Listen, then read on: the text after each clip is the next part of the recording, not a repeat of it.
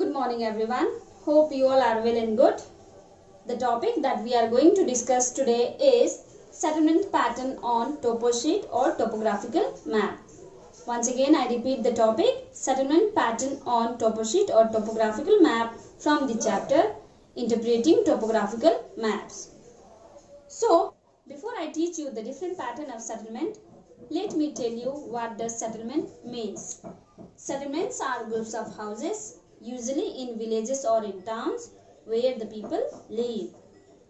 That means settlements are groups of houses, usually that is found in villages or in towns where the people live. In simple, we can say settlements are groups of houses that are found in villages or in towns where the people live. Settlements are of two types, or you can also say there are two types of settlements: rural settlements and urban settlements.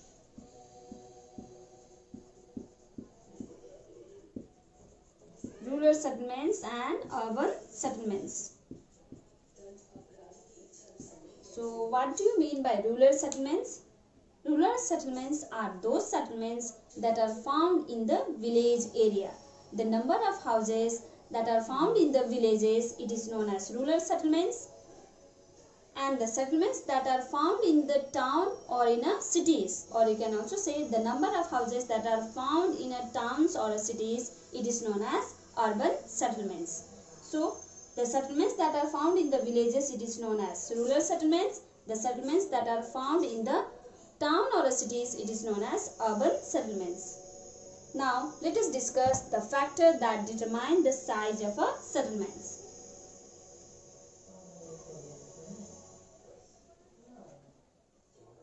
The first factor that determines the size of the settlement is roadways.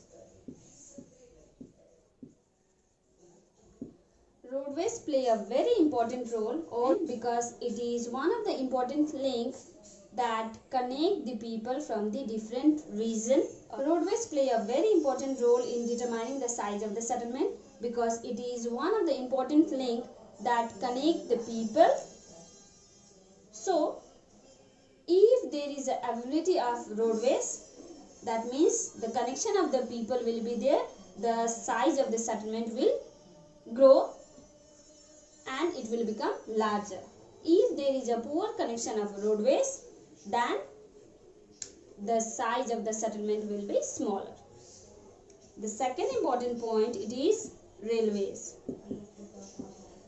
or the ways also play a very important role because it is also one of the link that connect the people from the different corner of the world. So these two play a very important role in determining the size of a settlement because these two are the link or the connection that connect the people from the different corner of the world.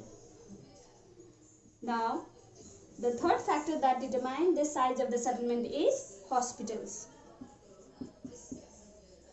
Hospitals play a very important role because if the people are living in a particular area, they need a health security. So hospitals provide the people with the health security. That's why availability of hospitals is one of the important reasons that determine the size of the settlements.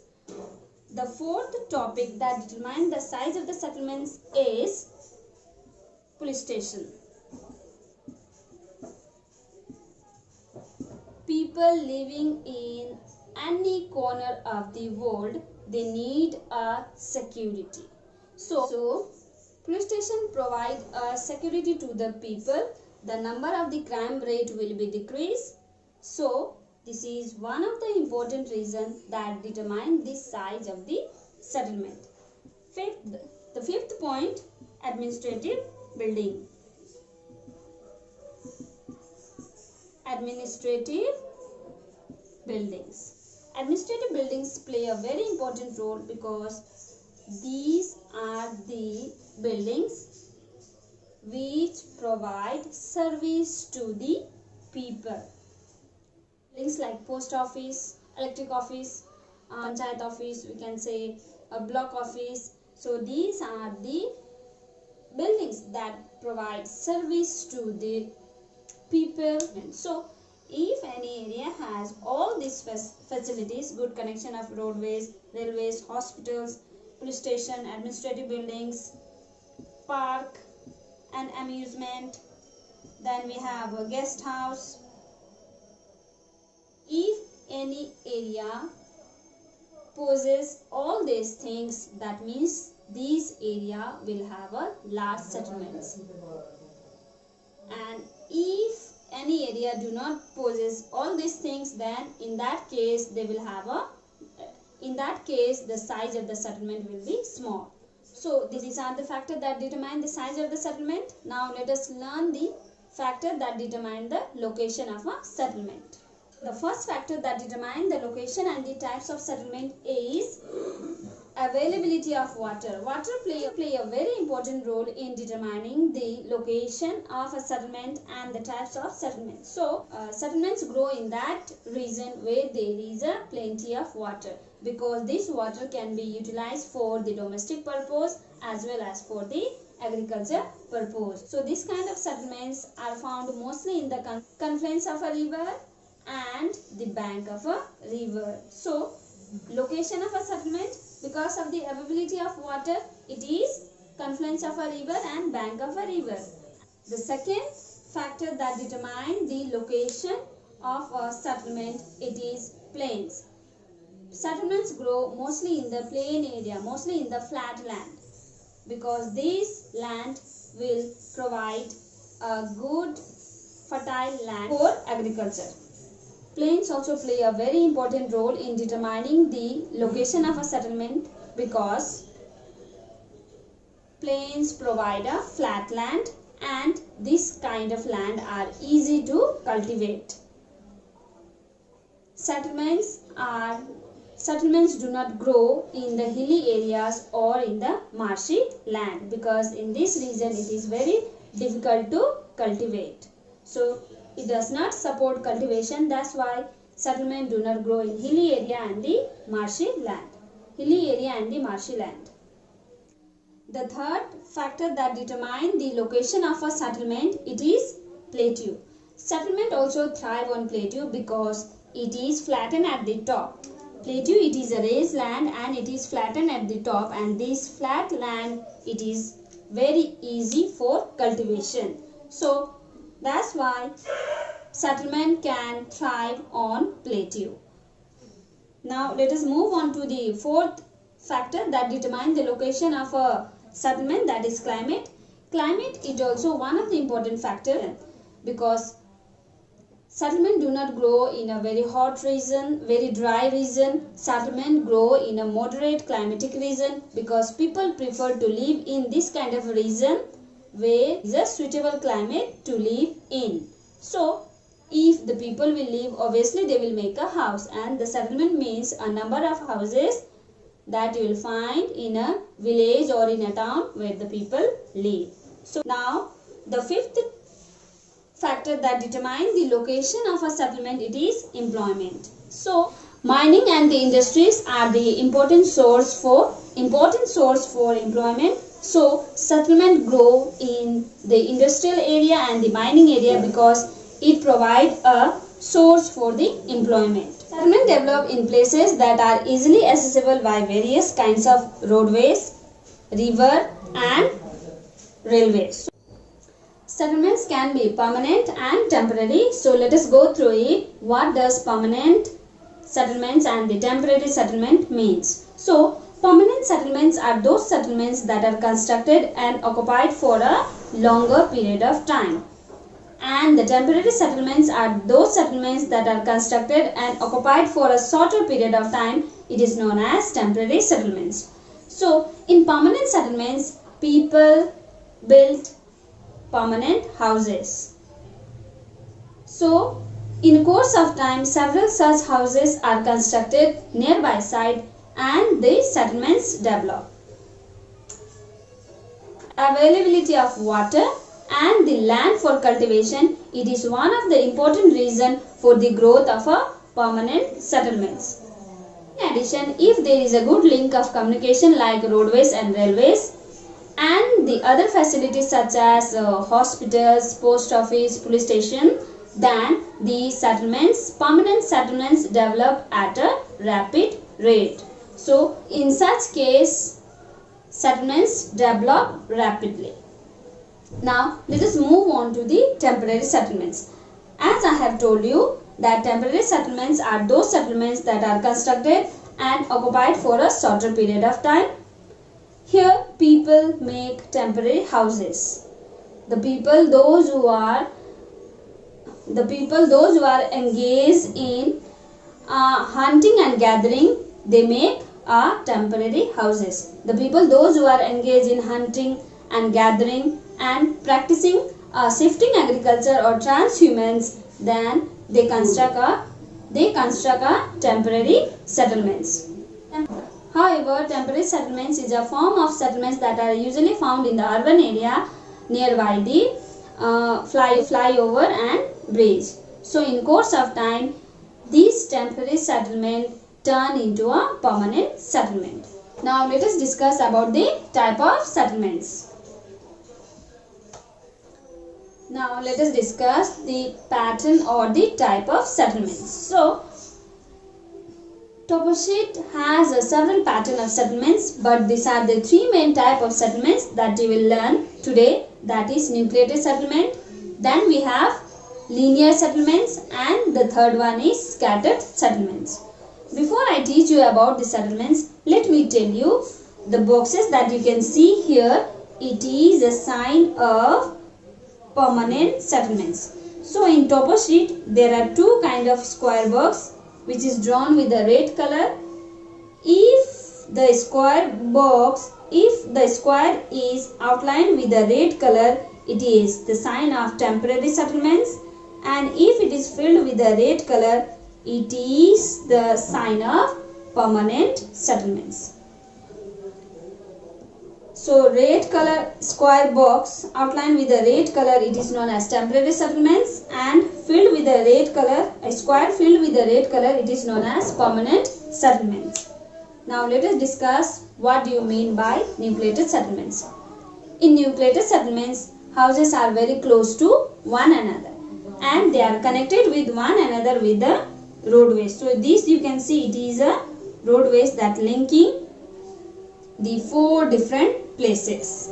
The four different places are linked with one another with these roadways, and the line that you can see here, it is connected with the railway line. That means in nucleated settlements you can find both the roadways and the railway lines. So it is a link of communication. In nucleated settlement, houses are very close to one another. Houses are very close to one another, or they are densely packed. These kind of settlements are usually found in the plains or in the valley, because in the plains or in the valley are provided with the fertile land and the huge amount of water, plenty of water. So in this kind of region, in these two regions, plains and valley, are the two area where you will find a nucleated settlements. Nucleated settlements are well designed and it connected with the large settlements.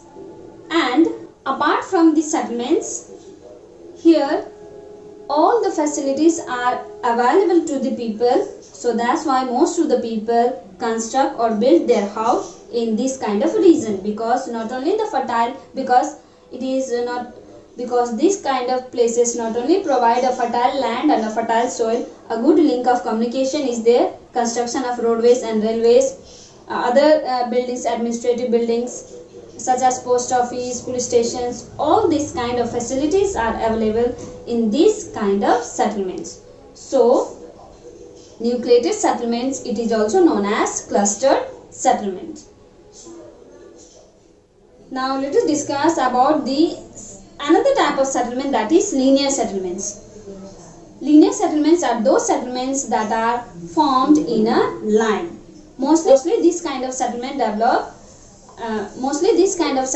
are found at the side of the roadways, railway lines, and at the bank of a river. A different kind of shops, dhabas, petrol pump develop at the side of the roadway, railway or the river bank or bank of the river. Gradually, when this linear settlement developed into a size, it becomes a trading center. So, over a period of time, there was a need was felt for a railway station, and gradually this railway station becomes a railway stop. And when these kind of settlements are located at the main road, such kinds of settlements become a stoppage for the travelers, and on the bank of the river or in the coastal areas, these kind of settlements became a stoppage for the traveler. Now let us discuss about the third type of settlement, that is scattered settlement or the dispersed settlement. Scattered settlement, it is also known as dispersed settlement because the houses in this region or this kind of settlements are far from each other and with a poor connection of roadways, no railway line or no pakka road. It is a kacha road, or you can also say cart track or footpath. Houses are far from each other. These indicate that the population in this region is sparsely populated. That means very low. That means this region has a very low population. And this kind of settlement are mostly found in the village area. The gap that you can see here, between one house to another house, that is, this gap is utilized for the grazing of animals. The main occupation of the people, those who are living in scattered settlements, the main occupation is grazing of animal, or you can also say cattle rearing. Two portion of land is used for cultivation, which indicate the poor quality of soil, which do not support cultivation. So these are the three main type of settlements, are the different pattern of settlements that are found in the topo sheet. The first one you have learned, it is a nucleated settlement, or it is also known as compact settlements. Here the houses are very close to each other, whereas in dispersed settlements the houses are far from each other. Here is a good connection of roadways, here it is a poor connection of roadways. So nucleated settlements and the dispersed settlements, they are opposite to one another. Here this kind of settlements are found in the developed area or in the town area, whereas this kind of settlements are found in the village area. Here we have a high population, there we have a very low population. Whereas in the linear settlements, this kind of settlements are found in a trading area. The good connection of roadways link people from different places, and it becomes a trading center in every stoppage. So because of the need felt of a railway station or bus station, this kind of settlements develop, and at the side of the road you will find different kind of shops, dhabas, petrol pumps. Linear settlements, the main occupation is trading business. So this was about the type of settlements. There are some more topic left to be discussed in this chapter. We will discuss in the next class. Till then, stay home, stay safe, take care.